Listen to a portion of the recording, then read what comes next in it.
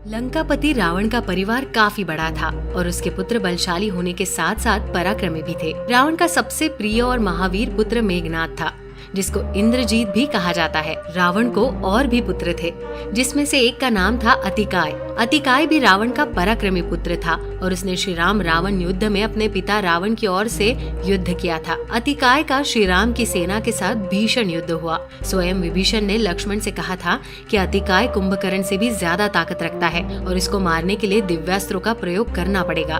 तो आज हम आपको बताने जा रहे हैं कि रावण का तीसरा पुत्र अतिकाय कितना बलशाली था। लेकिन उससे पहले अंत तक वीडियो को जरूर देखें। यदि अभी तक आपने हमारे चैनल को सब्सक्राइब नहीं किया है तो जरूर करें और नीचे दिए गए बेल आइकन को दबाना न भूलें ताकि हमारे नए अपडेट्स आपको मिलते रहे। अतिकाय रावण की दूसरी पत्नी धन्यमालिनी का बेटा था। लंका कांड में अतिकाय के वध का वर्णन मिलता है।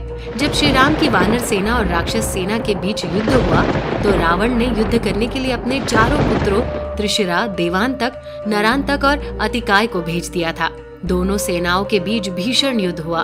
श्री राम की सेना के पराक्रमी योद्धा अंगद ने रावण के दो पुत्र नरांतक, देवांतक को मौत के घाट उतार दिया। महाबली हनुमान ने रावण के तीसरे पुत्र त्रिशिरा को अपनी गदा के प्रहार से सिर अलग करते हुए उसको यमलोक पहुंचा दिया। लंकापति रावण की सेना पराजय के कगार पर पहुंच गई थी और सेना के सभी प्रमुख दैत्य मारे जा चुके थे। तभी एक विशालकाय दैत्य रण क्षेत्र में आया और उसने वानर सेना में तबाही मचा दी। उसके पराक्रम को देखकर श्री राम ने विभीषण से पूछा कि ये विशालकाय दैत्य कौन है। विभीषण ने उसका परिचय देते हुए बताया कि ये रावण और धन्यमालिनी का पुत्र अतिकाय है। हे रघुवर, इसका तुरंत वध करना जरूरी है, नहीं तो ये वानर सेना को खत्म कर देगा। तभी अतिकाय श्री राम के पास पहुंच गया और उनके लिए अपमानजनक शब्दों का उपयोग करने लगा। हे तुच्छ मनुष्यों, तुम दोनों भाई क्यों मेरे हाथों इन वानरों का नाश करवा रहे हो? इनको मारने में न तो मेरा पराक्रम है और न मेरी कीर्ति, इसलिए तुम दोनों में थोड़ा सा भी साहस है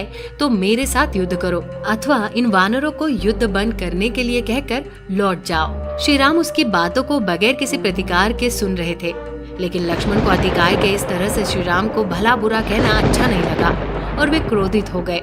उन्होंने कहा कि हे राक्षस, तू जिस तरह से बढ़ चढ़कर बातें कर रहा है उतना वीर दिखाई नहीं दे रहा। अभी मैं अपने बाणों से तेरा सर धड़ से अलग कर दूंगा। अतिकाय ने लक्ष्मण पर एक जलता हुआ बाण छोड़ा। लक्ष्मण ने उसके सर्पाकार बाण को अपने अर्धचंद्राकार बाण से काटते हुए दूसरा अग्निबाण उसके मस्तक को लक्ष्य करके छोड़ा, जो सीधे उसके मस्तक में जाकर लगा और खून बहने लगा। लेकिन वो संभल कर फिर से युद्ध करने लगा। तभी लक्ष्मण ने ब्रह्म शक्ति का उसके ऊपर प्रहार किया, जिससे उसका सिर धड़ से कटकर अलग हो गया। तो दर्शकों, कैसी लगी आपको अतिकाय एवं लक्ष्मण के युद्ध की ये पूरी कहानी? हमें कमेंट कर जरूर बताइएगा। साथ ही अभी तक आपने हमारे वीडियो को सब्सक्राइब नहीं किया है तो जरूर कर दे। वीडियो में अंत तक बने रहने के लिए आपका धन्यवाद।